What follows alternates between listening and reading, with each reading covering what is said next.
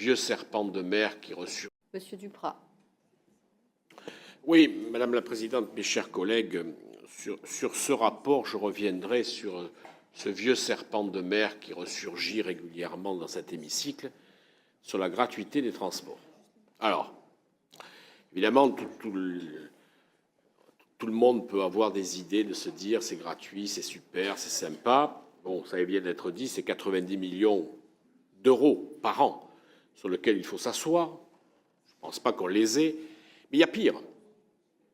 Il y a pire parce que, ça a été dit tout à l'heure par certains orateurs, le service qui est rendu aujourd'hui, pour certains, c'est une catastrophe, c'est pas bien, etc.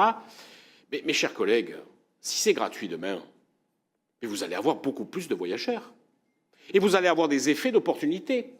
Aujourd'hui, entre la place Péberlan et Mériadec, on peut y aller à pied, mais là, on prendra le tram. Donc, il va falloir non seulement s'asseoir sur les 90 millions, mais trouver 2 ou 3 dépôts.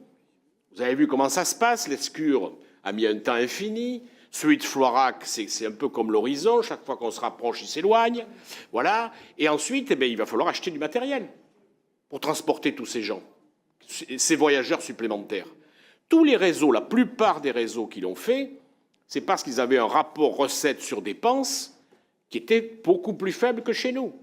Rappelez-vous, mes chers collègues, ayez toujours ça en tête, qu'aujourd'hui, les usagers qui ne sont pas à la tarification solidaire, c'est-à-dire, il y a 170 000 abonnés, il y en a 85 000 qui ne paient pas, donc les autres, ils ne paient que 30% de ce que ça vaut. Nous prenons déjà en charge 70%. Donc ça veut dire que c'est quasiment un prix d'amis par rapport à ce qui est proposé sur les abonnements ou sur les tickets. Donc on peut effectivement avoir de bonnes idées, sauf que dans le contexte économique de nos collectivités, je vous le dis, ce serait suicidaire. Parce que ça ne serait qu'une détérioration du service public. Monsieur Escott et Monsieur Marie l'ont dit tout à l'heure, il manque des chauffeurs. Ben oui, très bien, on fait ce qu'on peut. Je ne sais pas si vous êtes allé un jour voir le recrutement des conducteurs, comment ça se passe. Moi, j'y suis allé pour voir. Ben, il y a des gens qui viennent, puis quand ils regardent, il faut travailler le soir, il faut travailler le samedi, il faut travailler le dimanche. Oui, forcément, on vient se déplacer tout le temps, ils s'en vont.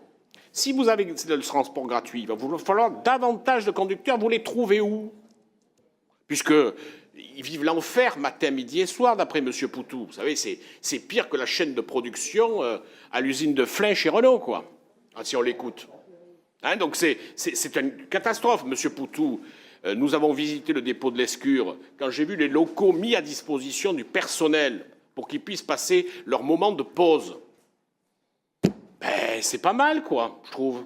Alors évidemment, tout ça a été travaillé entre les syndicats et la direction, mais ils ont quand même des locaux pour prendre leur pause, un restaurant d'entreprise qui est quand même de très grande qualité, donc il y a quand même des choses qui sont faites. Allez-y, demandez gentiment pour pouvoir le visiter, vous verrez que c'est peut-être pas ce qu'on vous dit.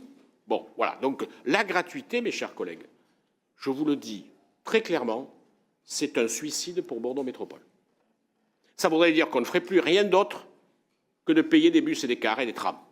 Fini le FIC, fini le contrat de CODEV, fini tous les aménagements, fini les associations dont vous venez réclamer une augmentation pour tel ou tel. Donc mettez-vous bien ça dans la tête. Déjà, le système que nous avons fonctionne bien. Il faudrait qu'il y ait un rapport R sur D qui soit un peu meilleur. Et ça, on y travaillera, il n'y a pas de souci. Mais en tout cas, réfléchissez un peu avant de proposer des idées. Il y a eu un slogan d'un grand homme politique qui changeait la vie avec 110 propositions, mais il n'y en a pas eu beaucoup au fil du compte qui ont été appliquées.